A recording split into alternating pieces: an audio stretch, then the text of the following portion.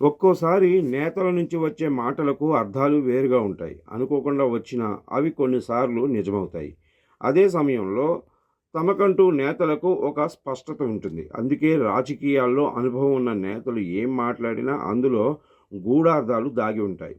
ఆంధ్రప్రదేశ్ ముఖ్యమంత్రి చంద్రబాబు నాయుడు విశాఖ సభలో చేసిన వ్యాఖ్యలపై సోషల్ మీడియాలో ఆ వ్యాఖ్యలు వైరల్గా మారాయి. తన తోడల్లుడు దగ్గుబాటి వెంకటేశ్వరరావు రచించిన ప్రపంచ చరిత్ర పుస్తకావిష్కరణ సభలో చంద్రబాబు చేసిన కామెంట్స్ పైనే నేడు పార్టీలోనూ రాజకీయంగానూ చర్చ జరుగుతుంది.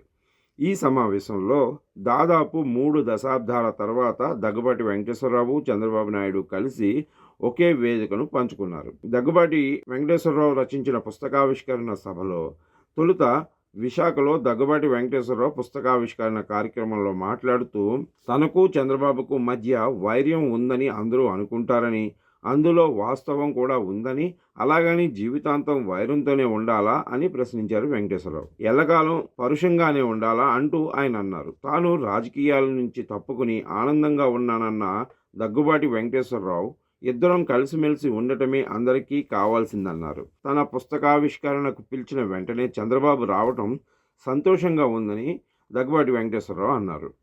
తాను కుటుంబంతో ఉల్లాసంగా గడుపుతున్నానని దగ్గుబాటి వెంకటేశ్వరరావు అన్నారు. దగ్గుబాటి వెంకటేశ్వరరావు తనను కలిసినప్పుడు తాను ఆయనను అడిగానని, ఎలా టైంపాస్ అవుతుందని తాను అడిగానని చంద్రబాబు అన్నారు. రాజకీయం నుంచి తప్పుకున్న తర్వాత ఎలా కాలం గడుస్తుందని ప్రశ్నించానన్నారు. తనకు కూడా ఆ పరిస్థితి వస్తే ఎలా అని ఆలోచించి ముందుగా ప్లాన్ చేసుకోవాలని ఆయనను ఈ విషయం అడగాల్సి వచ్చిందని అన్నారు. అయితే అందుకు తాను ఆనందంగా ఉండటానికి చాలా విషయాలు దగ్గుబాటి వెంకటేశ్వరరావు చెప్పారని, ఇక తాను ఆనందంగా ఉండటానికి చాలా విషయాలు ఆయన నుంచి నేర్చుకున్నానని చెప్తున్నారు.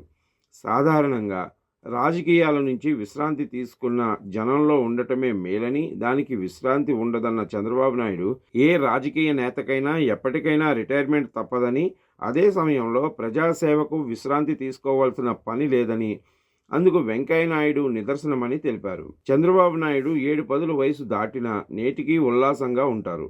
ఆయన ఫిట్నెస్తో మరో దశాబ్ద కాలం పాటు రాజకీయం చేసే వీలుంటుంది.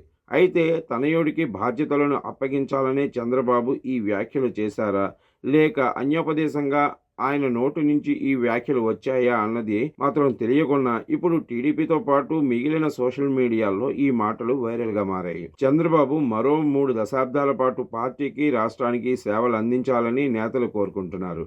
మరి చంద్రబాబు ఈ మాట ఎందుకన్నారన్నది మాత్రం పార్టీ నేతల్లో కొంత చర్చ జరుగుతూనే ఉంది. ఇప్పటికే పార్టీ బాధ్యతలను నారా లోకేష్ అంతా తానే చూసుకుంటున్నారు. దీంతో కావాలని అన్నారని కొందరు పోస్టులు పెడుతున్నారు.